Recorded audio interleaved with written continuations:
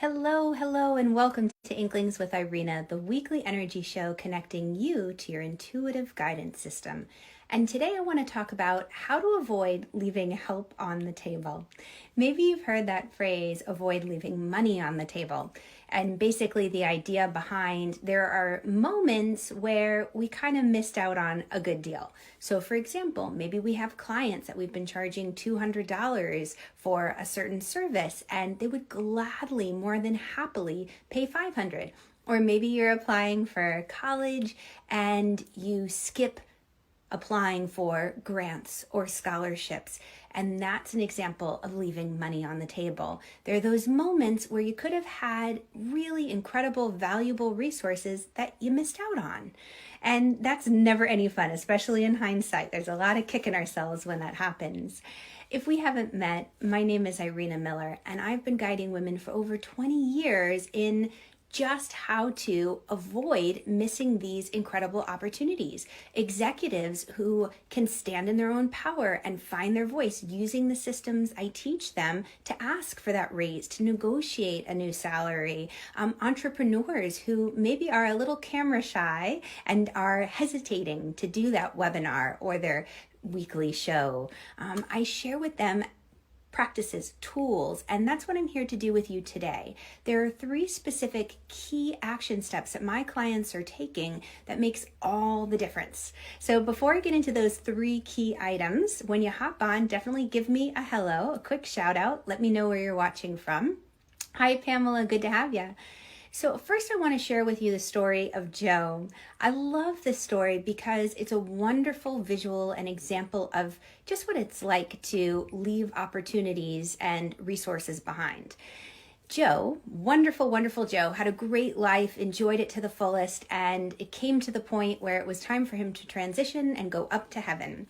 And when Joe went up to heaven, he was greeted by St. Peter, the pearly gates, and St. Peter said, "Hey Joe, great to have you," and handed him a calendar.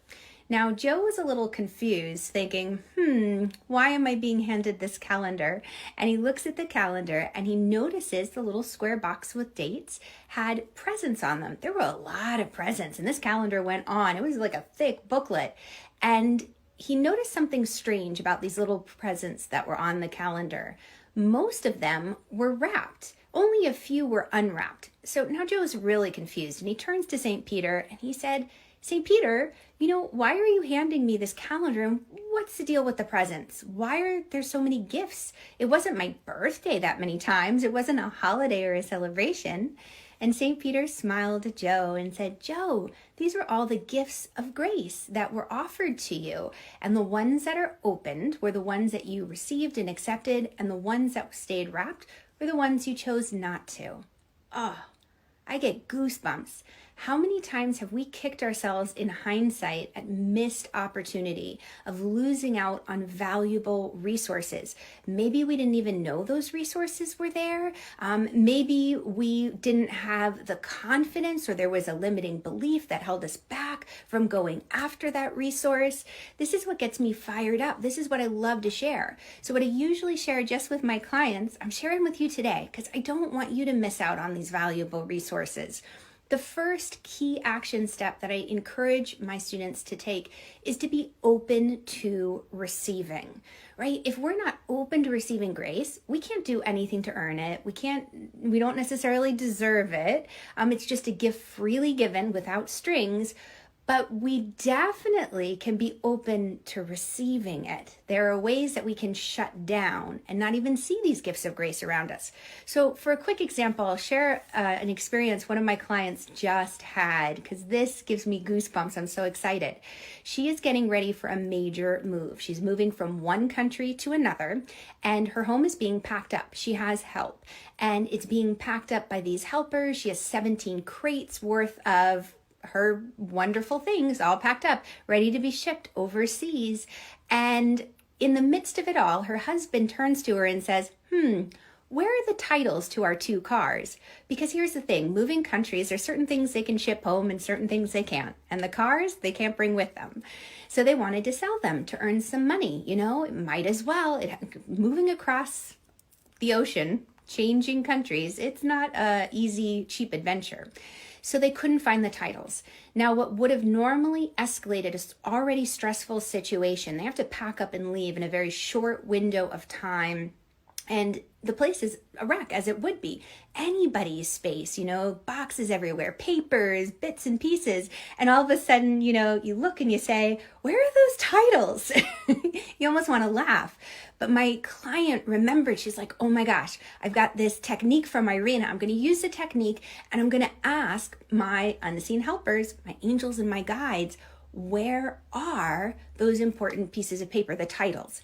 And I kid you not within a matter of weeks or months or years, or even hours, but in a matter of minutes, my client's husband put his hand on the envelope that held the titles. Oh, I get goosebumps. All of a sudden, the mood was elevated. The stress was alleviated. Oh my gosh. And they could make money from selling the cars. They didn't have to miss out on that. We have friends in high places, and so often we're not tapping into that resource. So that leads me to the next key piece of this, which is feeling valued, which is an interesting one, right? A lot of this goes into an underlying energy that can sabotage us when we are looking to tap into these valuable resources all around us. The first thing is that sometimes it's like, who am I to ask? I don't want to bother anybody. They're busy. Somebody's going to think I'm crazy if I'm calling on my angels. But here's the thing. It doesn't cost you anything. You don't have to tell anybody that you're asking St. Anthony to help you find your lost keys, or the runner guides to help you find a great parking spot because you've got a car full of young children and you need to get in and out of the grocery store quickly. These are all experiences where you can develop a relationship with your angels and your guides to uplift you on your journey. And then the final key action step, which is so important that I usually just share with my clients, is exercising free will. Here's an important piece. We have free will, and our angels and guides, no matter how they want to help, they can't step in and help unless we ask. Now, there are exceptions to the rules. Like if you're almost going to get hit by a car and it's not your time to go, your angels can perform miracles. I've got a lot of cool client stories like that, including my own. But otherwise, you have to ask for the help. You have to take action and say, okay, angels, help me out in this space and time. I need that guidance. I need that extra support. So I invite you to start to engage with your angels and your guides. Stop wondering about, or kicking yourself about leaving those valuable resources behind on the table. There's a world of joy that's available to you. So if you are ready for the next level of this, make sure you click the little link below or above and continue the conversation with me, because there are many more techniques that you can use to engage with your angels and your guides to tap into these valuable resources. Thanks for joining me. Sarah, it's great to have you, and Lori and Candy. Oh my gosh, I hope you all have a wonderful, wonderful day, and I'll catch you all on the flip side. Bye, guys.